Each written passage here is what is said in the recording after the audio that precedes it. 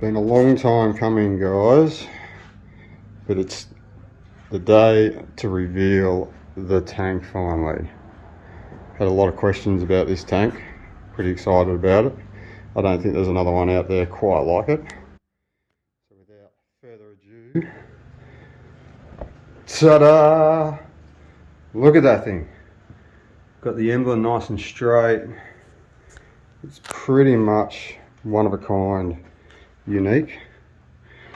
Gets me to fire the baby up now.